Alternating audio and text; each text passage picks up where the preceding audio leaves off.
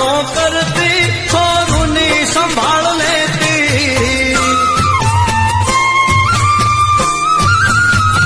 એ ચાર હાથનો છાયો કરતી છોરુની સંભાળ લેતી આકે હોકારો દે